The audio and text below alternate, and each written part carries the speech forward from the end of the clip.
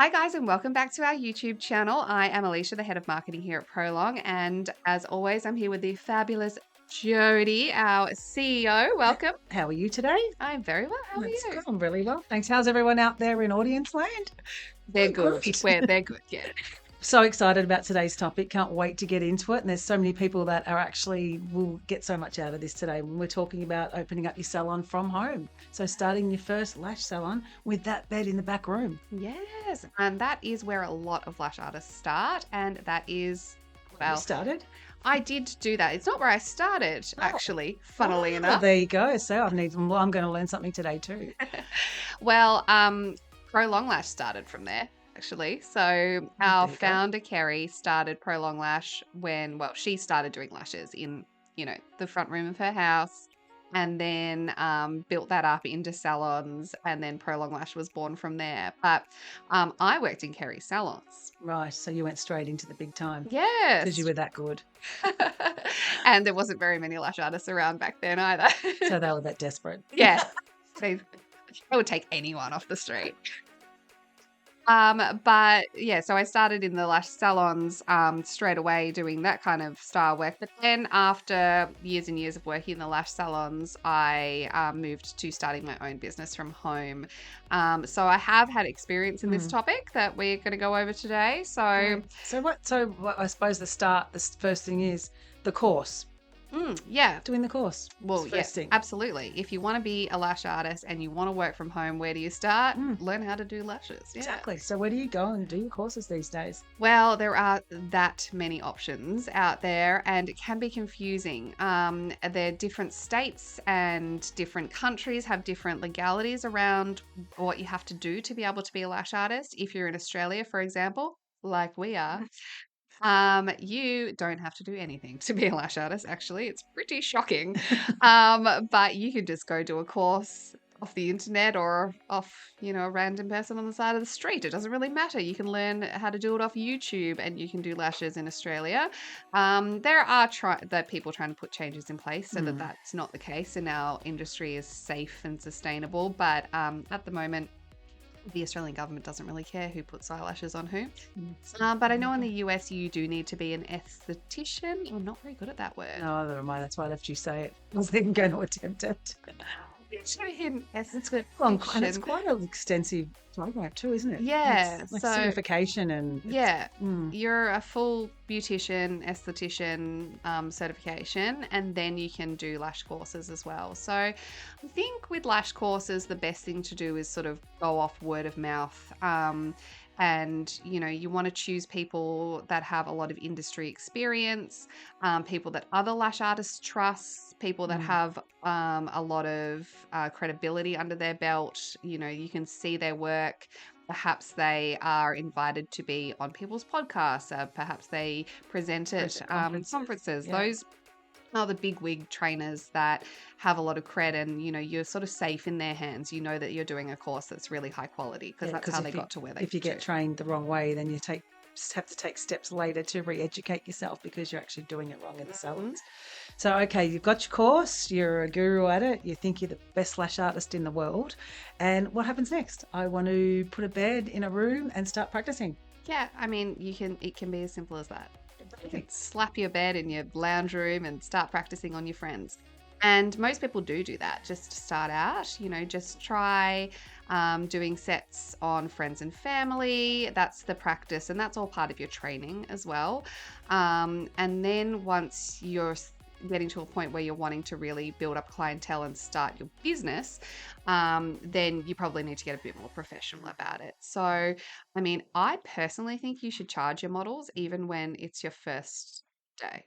Oh, that's interesting. Yeah. Well, there you go. Just to cover costs, expenses, the actual equipment rather than your time. Yeah. So cover what you're paying for, but also set a precedent for your future. Like if you have a group of, say, 10 people who you've been doing for free because, they're your models, those people are going to expect you to do the lashes for free. You're going to charge eventually anyway. No. Or you'll lose them and you'll just make new ones. But I just think you should charge for your time, and also it makes people commit a little bit more. If you say, can you come and, get your lashes done? I mean, maybe it's different if it's your sister or your best friend, but if it's like a friend of a friend or something, you don't know them that well, I would charge them because, Then they'll turn up yes, because it's their money. yes, exactly. Interesting. It's too easy to be like, oh, sorry, I, make up some excuse that they didn't come, and then you're sitting there with 4 hours worth of time free and no one to practice lashes on. So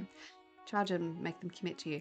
So how do you actually bring in those clients? I mean, obviously you've had your models and people that you've worked with. How do you actually start bringing in the clients? So you need to have some form of advertising, obviously, to let people know that you're here and you're ready to do lashes on them. So obviously there's a lot of forms of advertising. You're the advertising guru here as well, Jodi. I'm sure you can think of a few. Oh, I'd probably say these days it's all Insta socials and that sort of platform, really, because they're all watching what's going on. TikTok, they're amazing now, those socials. I mean, everyone's on them all the time. Yeah. The old days of dropping letterbox drops Yeah. and they're gone. People don't, I don't Yes. know if people have still got letterboxes, do they? But because everyone I just gets think delivered on the front porch now. I think Americans call them post boxes. I Post remember boxes. getting confused in a podcast once when we were on with Paul and Tuss, and I said do a That's right. letterbox drop, and they said, "What are you talking about? Yeah, What is a yeah. letterbox? Okay. Post So, box." But yeah, yeah, people do post box drops still, I think. But you're right. Like, socials, I we're all on think them. choose what you're most comfortable with Mm. advertising on. Like, if you're the type of person that spends all day on Insta, probably Insta is a good platform for you because you know it well. You'll be more comfortable posting on there. And because lashes is a very visual art, like people want to see your work The and see the results. quality of the lashes you're doing, Insta's a great place because you can just put your photos right there. The first thing they see is a photo of beautiful work that you've done. But even taking that back a step, so Insta, yes, I think is the way to go because you've got your audience, you've already got a database, you've already got your followers. But the old-fashioned way for me, and I know this is going to sound ridiculous to some people, is I'm involved in a gym. Um, Kids go to play groups, you know yourself, with your cookie competition that just happened that we won because we're the best. So Alicia had a cookie competition at school for her daughter, It was a and it fundraiser. was a fundraiser, and we turned it into a cookie competition. You But had to, anyway, we had to sell cookie dough. So I sold hundreds. 44 kilos of cookie dough. Yeah, so there's people out there that will come, that will get involved, and you don't have to treat it as obviously not a fundraiser, but go to those groups, go to your community Mm. groups as well. Anything you're involved in, and start Oh, to say, "Hey, I'm doing lashes now," and it's an outreach to a whole lot of mums at schools and mums at the gym, and so even out of your friendship group, which you're obviously friends with and follow on Insta. To get that to expand that audience, you could go to wherever you go during your day. I totally agree with that. And that is one of the main ways that I sort of drummed up my business when I started from home. So obviously when I left the salon that I worked at, I wasn't allowed to take my clients with me. So I essentially had to start from scratch. I mean, some clients find you if you've already worked somewhere. I mean, my name's Alicia Phoenix. My business name was Lash Phoenix. It wasn't that hard for them to work it out. So people did find me that I used to do, and that sort of helped with the base of my business, but that wasn't the core of my clientele. I definitely got into a group of school mums, which was great. Like, I wasn't a mum at the time, but it just took one school mum going to the school pickups and everyone going, "Oh my gosh, your lashes are amazing," and then everyone asking. Where'd you get them And done? I had between 25 to 30 clients from one school. And you don't even need business cards anymore. No. All the technology, you can have your own little QR code that you Mhm. set up, in your phone, and your phones touch each other now, and you swap contacts. Like there's no excuse not to it's like it's the scene of an accident. You swap numbers. That's it. You get there, something happens, you swap numbers, and now phones touch, and information's at your fingertips. So Yeah. easy to get that database built up. Yeah. So word of mouth is a huge one, a good one for people starting out at home. See if you can get into a group or something. As you said, your gym, your local school, whatever it is, your church, whatever you're a part of, where you have people that see each other regularly and you can see how good, they can see how good your work is regularly. That's a And great make sure way. you have your lashes done. I Do you think know so. when someone's out there promoting something to me, or I am at the gym and someone comes up and say, I'm opening this new business, and you're really interested because, empowering other people and getting involved in community spirit, but your lashes should look like they're beautiful, so that people look at the product you're selling, because you are the biggest advertisement is yourself and your face. It's like a person that does makeup. If you go out somewhere and your makeup's not done, and they say, I'm a makeup artist, and you go, oh, really? Looks like I've done my makeup, not you. Well, I totally agree with that. And sometimes it's hard because I got so picky about my lashes because I would say, oh, I'm a lash artist. And then people would say, oh, are you? And they'd look straight at your your lashes. And I'd lashes. be like, don't look at these lashes. I didn't do these. You know, so I need to find someone who was on par with my quality level. And so I found another lash artist and we were both really happy with each other's work and we just swapped all the time. Swept all the time. Yeah, so I think that's really important because that's the first thing I look at. I'm a really visual person. So even though you might have a photo up, I always think that you can do airbrushing and you can use someone else's set of lashes. It mightn't even be yours, and Clavio and all the things you can do these days with pictures. You can get pictures from anywhere. Canva, sorry, yeah, I'm in the wrong one, but that's okay. I'm not the marketing girl. But yeah, if someone walks up and they do lashes and you see their lashes and you're impressed with them, it's automatic. It's your first sale. It's your first potential sale. Every time you're out in the street, you are a walking advertisement for your business. Yeah. Absolutely. So, secondly, apart from once you're getting those clients in, oh, sorry, just hit the table, everyone. Goodness. The other thing is that when you're setting up from home, set up your actual space properly. Like when we said before, chuck your lash bed in the middle of the lounge room and have your practices. Yeah. Well, I mean, that's fine for practicing on your friends and your free clients. But if you're expecting paying customers to come to your lash salon, they expect a lash salon. They don't expect a bed in the middle of the lounge room whilst you've got something in the, slow cooker in the kitchen smelling like lamb shanks or something like that. So you ideally need to have a room that's set up as a lash salon room. That's pretty much its sole purpose. Everything changes from council to council, from state to state. There's different country to country. There's legalities around what you can do in the home. Even within Melbourne, Australia, where we are, I know that even council to council is different. So in my current council, they don't really care what you do. They're just like, yeah, fine. Whereas the original council where I started my salon, they like you to have a separate entry. Like it has to have its own door to get inside. The walls had to be white. You weren't allowed to use any other color. You had to have a certain type of flooring. You had to have a sink in the room. And the big issue is the parking in the street for it. Yeah. That was massive. I remember setting up something from home myself, not lashes, but making sure that we had to have the right amount of parking space out the front, or that the neighbours were aware that there was a business. So you had to advertise out the front that it was a business and cars would be coming in. But every place is legalities really around signage as well. Are you allowed to put a sign out the front? Do you have to put a sign out the front? Are you not allowed to put a sign out the front? Exactly. I was not allowed to put a sign out the front of my business because it wasn't commercially zoned. It was a residential zone. So I wasn't allowed signage outside of our property. I could put it on the inside of my door facing out, but it can within them. And another really big thing is insurances. Check your insurances. In all states, wherever you are, every insurance policy is different. We actually can't give a lot of advice on insurance because we're not experts. We're great with aftercare. So much. But check your insurances. Yep. So set up everything. Insurance needs to be set up. Your space needs to be set up. And you need to check with your local authorities as to what setup you need within your own space. Yep. And then just from a client's point of view, the space just needs to be nice. It needs to be comfortable. It needs to be aesthetic. We have videos about this. We do have lots. It has to be warm. It has to smell good. It has to be welcoming. And it has to still feel like, as much as they know that they're coming, your customer knows that they're coming to your home, and probably saving a little bit of money by not going to a salon with all the expenses. They still need, maybe, but they still need to be treated like. I don't agree with that. Oh, I love it. Love it when we argue. I always expect to get a little bit less I always expect when I go to someone's home that it's a little bit less in what you're charged, because you're not in a big salon with all the bells and whistles and the beautiful taps and the area where you go and make a coffee. And so, but maybe you have all those things. Or maybe you do. Maybe let's have a chat about maybe that. you have do a very you go high-end that far? space. Yeah. So this is a great way to talk. Do you go that far at home? I did.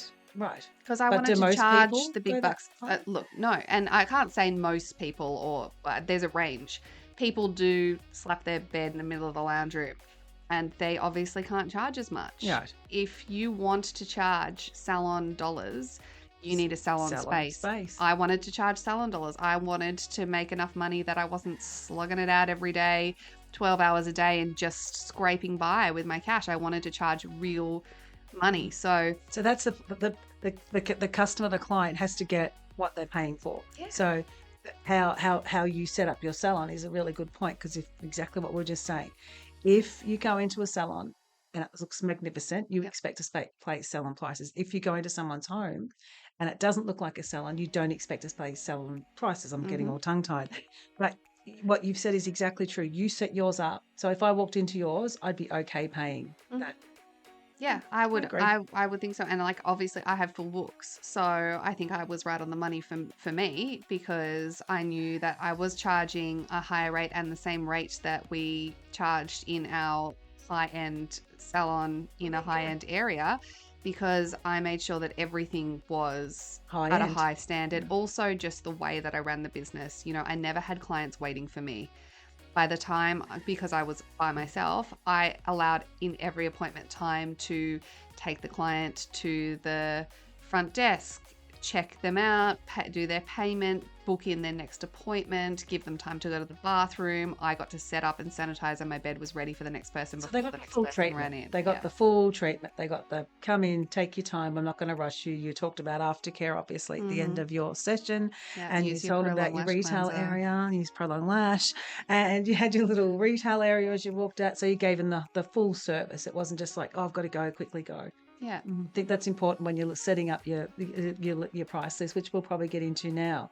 How do you know what to charge when you're at home? How do you actually know? Yeah, well, that is a good topic to cover. And I think there's a few ways that you can work out what to charge.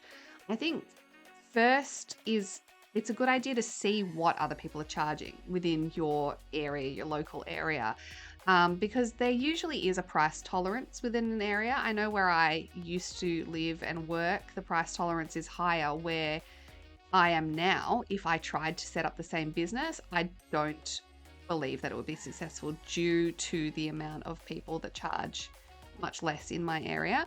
So, well, it could be successful, but I would be pushing harder to make sure that people knew that I had a big point of difference, that my salon was really high end and something like that. But I think postcode driven a little bit. Is it yeah, postcode driven? I do You're believe allowed to so. say that. So do Yeah. your research. Mm-hmm. Do your research on your postcode where you Yeah. are, and it's very easy to bring up or go onto someone's website these days and have a look at their prices. And that's not to say that you just have to match, your neighbor or whoever else is doing it. Like, if you are going to set your prices, think about the service that you want to provide. Think about how the people that you want to bring in, the customer base that you want to bring in. Because if you are putting your prices at $50 for a set of lashes, you're going to attract a $50 client, and that client's not going to be probably someone that wants to add on the aftercare and pay for their lashes And book every the next 2 appointment. weeks. It'll be the spur of the moment client that doesn't really give you a forecast of your business. It'll just be someone that comes in when they feel like it, or they've got an event on. Yeah. But if you set your lash prices at $350, you're automatically completely in a different demographic of client. What is wrong with us today? So if you go for that $350 client, let's say, is that an after-hours service you've got to be prepared to do? Is that the client that works during the day and then you need to be available after hours or weekends for that client? Or is that client going to make time to come in during the day?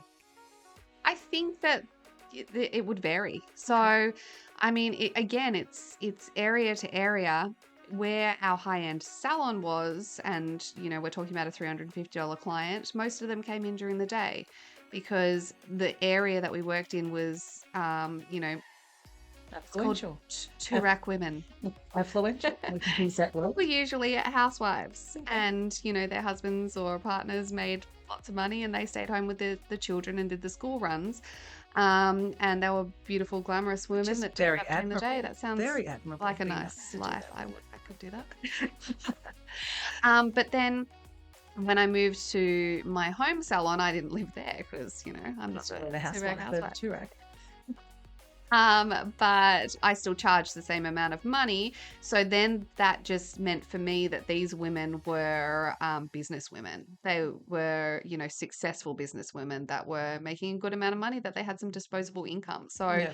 yes, I had to put in the after hours. My weekends were jam packed with clients. I did work until 10 p.m. at night. Because they would work during the day. So, Yeah, so yeah. yeah, be careful when you're pricing what you want to attract. If you only want to work 9 till 3 during the day while the kids are at school, make sure that that's the clientele you're chasing in your area. Mhm. Do your research, check your competitors, and look at the reviews of your competitors too. So that'll give you an indication if someone is charging $75 a set and their reviews are just average, and then the people that are charging $125, their reviews are great. You can see that that's the top end of your area. And we said, oh, I banged the table then. What is it today? Carol's looking at us like that. Our producer, Carol, she We're gives us we're this look when having we're we're doing having a something day wrong. today, Carol. We're sorry.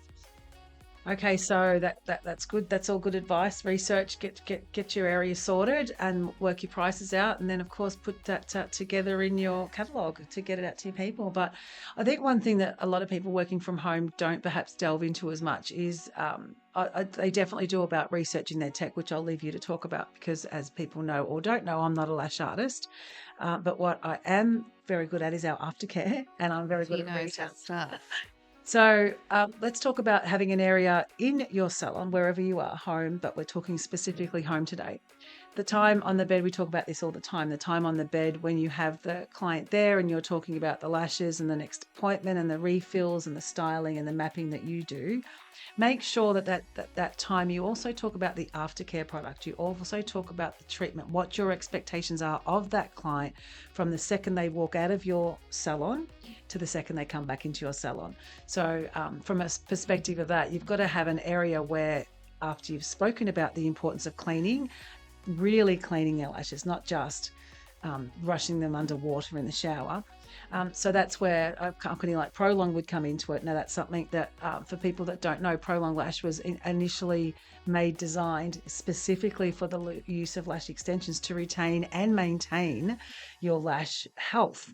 So with that in mind, if you're selling that or if you're talking about that, even if you don't want to sell the product in your salon, that's fine. Make sure that you talk about aftercare with your client. So Prolong Lashes products are really, really good because when you're actually using Prolong Lash as the lash wash of your choice, apart from the fact that we offer fantastic specific ingredients that are suited to maintain lashes, safe, friendly, tested, certified ingredients and certified products, you know that what you're giving your client as they're walking out is something that's not going to hurt their eyes, that is going to maintain their lash health. So you can talk about that quite confidently. And with Prolong Lash, our aftercare wash specifically, to have a sample size that they can walk out in. So for those that don't know, we sell a 100 ml concentrate. It's like a cordial or a Milo. It's something that you have to mix with someone, like it's made to mix. So you mix it and you put it into, so 100 mils makes up 5 60 ml bottles. You can then sell the 60 ml bottles in your salon or just use them in your salon. It's totally up to you. But as a sales pitch for yourself to earn some really good extra easy revenue, you can actually label those 60 ml bottles up with your own label or with Prolong's label, whatever you choose. Put the ingredients on it. So we do sell the ingredient labels as well. Make your bottle look your colors, your pattern, your themes of your salon, and then sell that to the customer as they're leaving and say, you have to use this if you want your lashes to look great when you come back, or if you want your lashes to be healthy while you're gone, and for me to spend less time and you to spend less money on your next visit. Use Prolong Lash. Use this wash, use it every day, twice a day, get all the gunk out of your eyes. And there's all these fabulous words that I'm sure Alicia could give you, but basically it's dirt in your lashes. Get it out. It's not meant to be there. And so we know our product is safe to use around your eyes. It's ophthalmologically tested. Did I get it So right? close. No. How's it said? How's it said? Ophthalmologically. Ophthalmologically tested, which means if you've got contacts in your eyes, if you just want to use it as an eye wash and you don't even have lashes and you want to use it to remove your makeup, it's safe and tested to use around your eyes. So don't be shy. It's made to mix, it's made to use with lashes, and it works. And we know that. So please make sure when you're in your salon, doesn't matter where you're working from, home, or a salon. But if this we're talking about home today, extend your service, make yourself look professional, make yourself sound professional, educate your clients from day one. And that extra service you're offering with not just your lashes looking fantastic, but the care they take of their lashes while they're gone. They're going to say, oh, I go to this girl in Turak and her lashes last for 4 to 5 weeks till I have to go back for my refills. Someone will say, how does it work? And you're giving them the education so that they're not coming back as regularly, a bonus for them, maybe not so crash hot for you. But when they're coming back, their lashes are in a better state, they look better, and you have to spend less time making them look brilliant again. Yeah. It's a no-brainer. And it's fine if they don't come back as often because you charge more for a refill if it's been longer anyway. Alternatively, if they're not coming in 2 weeks, you can get someone else in that slot in 2 weeks. So you can have a larger client base across that 5-week span compared to if you had everyone coming in every 2 weeks.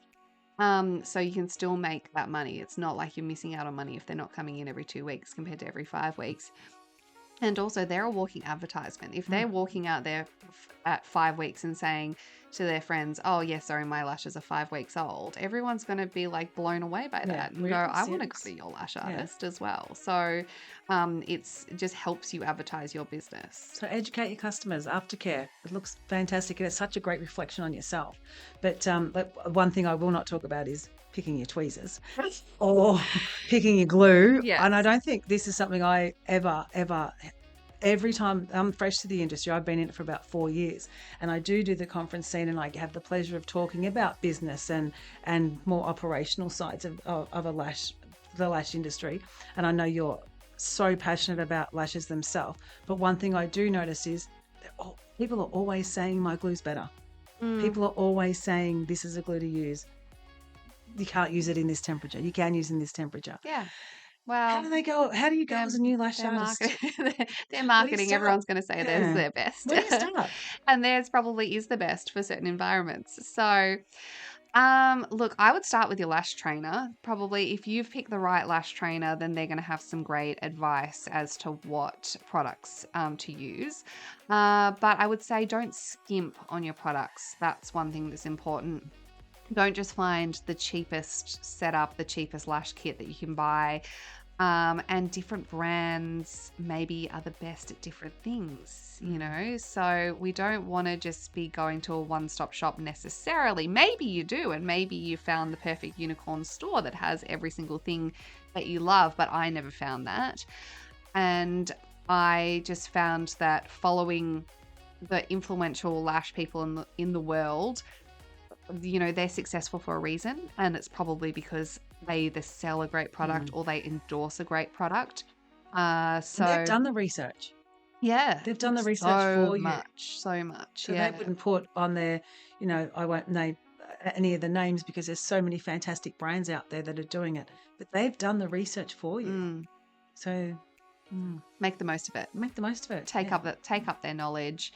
And especially lashes can be so difficult because they can change from, you know, even the different sizes and the different curls, even in the same brand. Sometimes they're not always perfect. So confuses me. I have my favorite lash brand, but I probably shouldn't say because, you know, we don't want to be playing favorites. We don't endorse here. anyone. We endorse everyone. We love everyone. And community groups. Yeah, absolutely. You can groups and ask listening. people what they think, but with glue, I can't even give you a recommendation for glue because even myself in my salon, I would stock 2 to 3 different glues at a time to make sure that I have something to cover different scenarios, or if your glue sort of stops working during a set and is being weird, you might want to swap to a different glue.